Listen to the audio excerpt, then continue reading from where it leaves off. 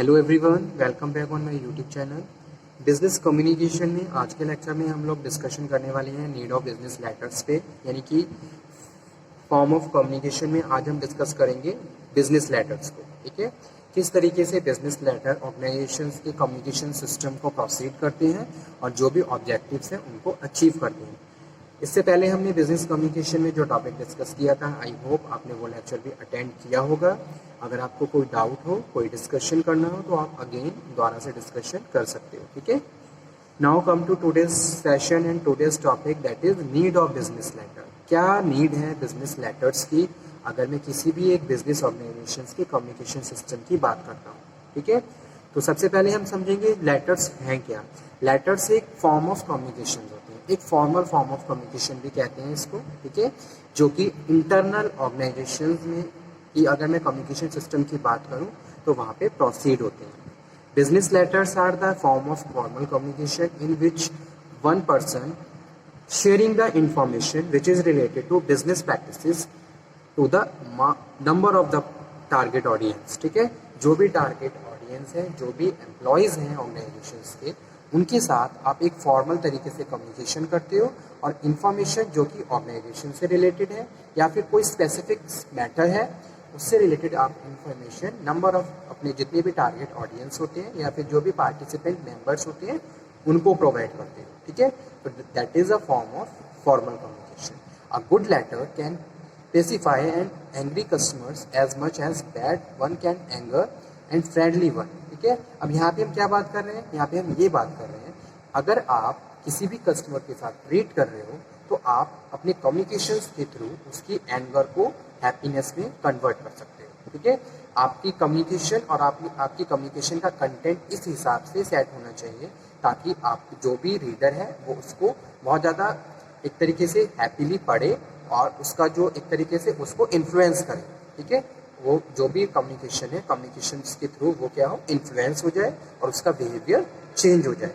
ठीक है, so it may sell a new product और spoil sales of an established firm. Okay, तो communications के थ्रू जहाँ हम बिजनेस लेटर्स की बात कर रहे हैं तो जो सेकंड पर्सन है जिसको भी हम मैसेज डिलीवर कर रहे हैं उसके बिहेवियर को चेंज कर सकते हैं, उसको मोटिवेट भी कर सकते हैं, उसको परसुएट कर सकते हैं, उसको इन्फ्लुएंस कर सकते हैं। ठीक है, अगर मैं सेल्स ऑर्गेनाइजेशंस की बात करूं या सेल्स डिपार्टमेंट की बात करूं तो वहाँ पे इस तरीके के communications most significant role play करते हैं टारगेट कस्टमर्स के लिए। जो भी हमारे कस्टमर्स होते हैं उनको हम रिटन और ओरल कम्युनिकेशंस के थ्रू इन्फ्लुएंस करते हैं और उनके बिहेवियर, उनके परचेजिंग पैटर्न को चेंज करते हैं। ठीक है, तो वही चीज़ यहाँ पे हम बात कर रहे हैं नीड ऑफ बिजनेस लेटर्स। अब बिजनेस लेटर्स की क्या नीड है, क्यों हम बिजनेस लेटर्स को ऑर्गेनाइजेशन में प्रोसीड करते हैं। ठीक है, तो जैसा कि मैंने अभी आपको बताया, बिजनेस लेटर्स एक फॉर्मल वे ऑफ कम्युनिकेशन होता है।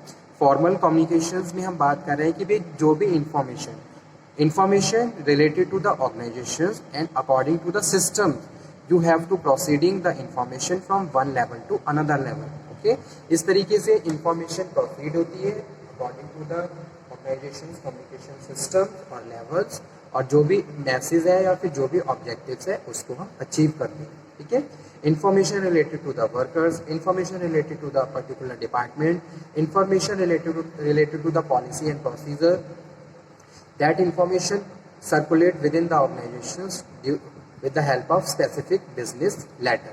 okay, अब यहाँ पे 4 मेन रीजंस हैं, 4 main reasons, so that's why we can say that it is very important and needable for the organization communication system। तो वही चीज़ यहाँ पे हम डिस्कस करेंगे कि भी क्या नीड है बिजनेस लेटर्स की, क्यों हम बिजनेस लेटर्स को प्रोसीड करते हैं।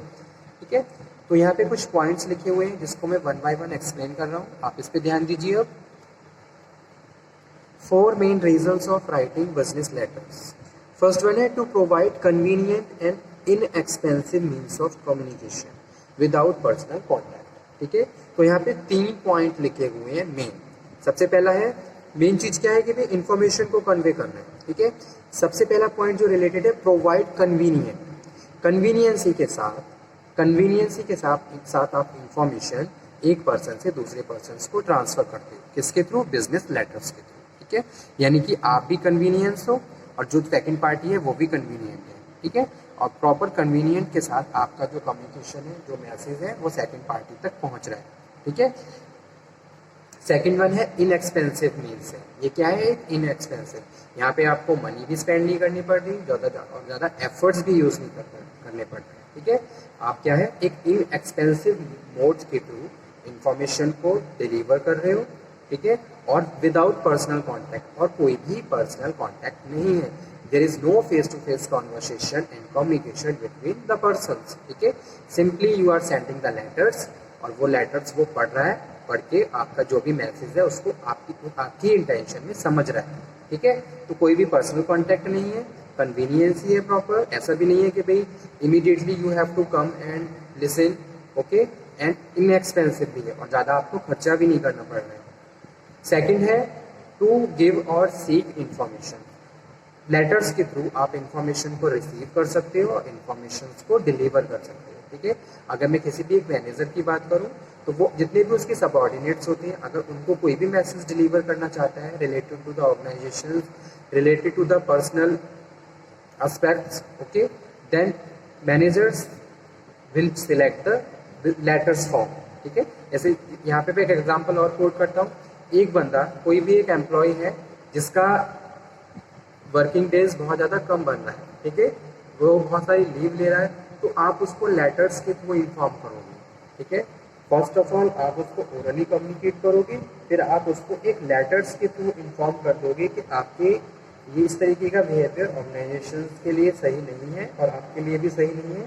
सो अगर इस तरीके की प्रैक्टिसेस ज़्यादा हुई, आगे अगेन रिपीट हुई, तो आपको ऑर्गेनाइजेशन से फायर कर दिया जाएगा, ठीक है।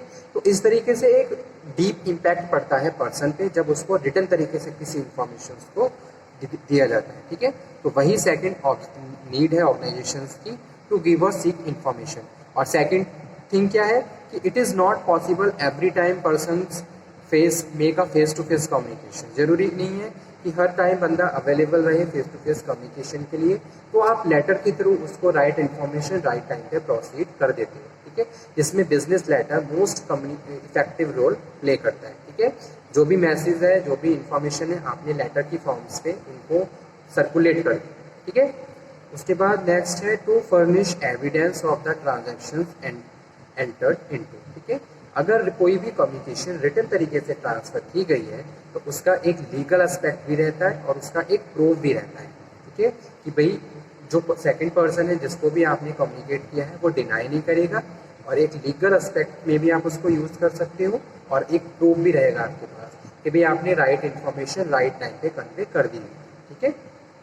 तो ये भी एक ऑर्गेनाइजेशन के लिए बहुत ज़्यादा जरूरी है, क्योंकि ऑर्गेनाइजेशन में डे टू डे बहुत सारे ऐसे कॉन्फ्लिक्ट अराइज होते रहते हैं जो कि कम्युनिकेशन से रिलेटेड होते हैं, या फिर मिसकम्युनिकेशन हो जाता है। तो इस तरीके से अगर प्रॉपर कम्युनिकेशन रहेगा बाय एप्रोप्रिएट मेथड्स, तो वहाँ पे प्रॉपर एक स्मूथिंग वर्किंग एनवायरनमेंट क्रिएट हो जाता है, ठीक है। और लास्ट जो नीड है ऑर्गेनाइजेशन की, वो क्या है? To provide a record for future reference, और आप उसको एज अ रिकॉर्ड की तरह भी सेव करके रख सकते हो फॉर द फ्यूचर एस्पेक्ट, ठीक है। ऑर्गेनाइजेशन में डे टू डे बहुत सारे रिकॉर्ड मेंटेन्स होते हैं, और अगर कोई भी इंफॉर्मेशन लेटर की फॉर्म में सर्कुलेट की गई है तो उस इंफॉर्मेशन को फाइल्स में रिकॉर्ड करके रखा जाता है, ताकि फ्यूचर में कभी भी रिक्वायरमेंट हो तो आप उसको यूज़ कर सको, ठीक है। तो ये सारे क्या थे? These are the main points which are related to the need of business letters. Functions of business letter, business letters के मेन कौन कौन से फंक्शंस होते हैं, तो इस पर भी थोड़ा लाइक। तो फंक्शंस ऑफ बिजनेस लेटर में फर्स्ट पॉइंट है वाइड एंड कॉन्ट्रैक्ट, ठीक है। जब भी हम किसी भी कॉन्ट्रैक्ट को फॉर्मूले एस्टेब्लिश करते हैं या कोई किसी भी कॉन्ट्रैक्ट को बनाते हैं, तो उसमें क्या है, लेटर की फॉर्म्स में हम कम्युनिकेशन करते हैं, और जो भी हमने एग्रीमेंट किए होते हैं उन सबको रिटन फॉर्म में कम्युनिकेट किया जाता है, ठीक है। तो उसमें जो फर्स्ट है यही है फंक्शंस ऑफ बिजनेस लेटर में wide and contract. Second one है शेयरिंग इंफॉर्मेशन। इन बिजनेस लेटर्स के थ्रू आप इंफॉर्मेशन को शेयर करते हो, जो भी इंफॉर्मेशन आपके फॉर्मल एस्पेक्ट से रिलेटेड है, ठीक है, उस इंफॉर्मेशन को आप one person to another share करते हो। तो sharing information is also important functions of business letter, ठीक है। और ऑर्गेनाइजेशन का यही कल्चर होता है, वर्किंग कल्चर होता है, कि अगर कोई भी इंफॉर्मेशन फॉर्मली सर्कुलेट हो रही है तो वो रिटन प्लस ओरल दोनों तरीके से कम्युनिकेट होगी, ठीक है। और रिटन इन्फॉर्मेशन आपके पास है तो इजीली आप उसको मेमोराइज कर सकते हो, और लॉस ऑफ ट्रांसमिशंस के चांसेस बहुत ज़्यादा कम हो जाते हैं, ठीक है, और आपके लिए हमेशा हेल्पफुल रहती है। थर्ड जो फंक्शन है बिजनेस लेटर का वो है एविडेंस ऑफ कॉन्ट्रैक्ट। एक तरीके से कॉन्ट्रैक्ट का एविडेंस, अगर दोनों पार्टी में से कोई भी बंदा कॉन्ट्रैक्ट को ब्रीच करता है तो एविडेंस के तौर पे आप उसको यूज़ कर सकते हैं, ठीक है। तो वो भी एक इम्पॉर्टेंट चीज़ है, जैसे कि दो लोगों के बीच आपस में कोई सेल्स कॉन्ट्रैक्ट हुआ, ठीक है, जिसमें किसी भी गुड्स और उसके प्राइस के बारे में डिस्कशन किया गया है। अगर पेमेंट प्रॉपर नहीं हो रही है या फिर क्वालिटेटिव गुड नहीं है, तो इस तरीके से आप जो भी आपने कंडीशंस इम्प्लाइज करी थी ड्यूरिंग द कॉन्ट्रैक्ट और एग्रीमेंट में जो भी पॉइंट लिखे हुए हैं आप उसके अगेंस्ट शो कर सकते हो सेकंड पार्टी पे, ठीक है। तो evidence of contract, record and references, आप उस बिजनेस लेटर को रिकॉर्ड की तरह रेफरेंसेस की तरह भी यूज कर सकते हो according to the time and prescribe. Building goodwill, इस तरीके से गुडविल आपकी बन जाती है, एक प्रॉपर वर्किंग एनवायरनमेंट बन जाता है। और लास्टिंग इम्प्रेशन, और इसका एक पॉजिटिव इम्प्रेशन रहता है कस्टमर के माइंड पे, ठीक है। रिटन इन्फॉर्मेशन भी प्रिस्क्राइब फॉर्म में होनी चाहिए। अगर कोई भी आप लेटर यूज कर रहे हो, जैसे कोई नोटिस है, ठीक है, तो नोटिस के भी प्रिस्क्राइब फॉर्म्स होते हैं और उसका जो कंटेंट है उसी हिसाब से आपको यूज करना है। नोटिस में आप क्या इन्फॉर्मेशन, जो भी आपका नोटिस है वो स्पेसिफिक किस मैटर से रिलेटेड है, उसी हिसाब से आपको कंसाइज मैसेज इंक्लूड करना है और उसमें proper word, proper principles of communication use करते हुए इंफॉर्मेशन को प्रोसीड करना है, ठीक है। तो ये फंक्शंस थे business letter. Okay student, thank you very much, thank you.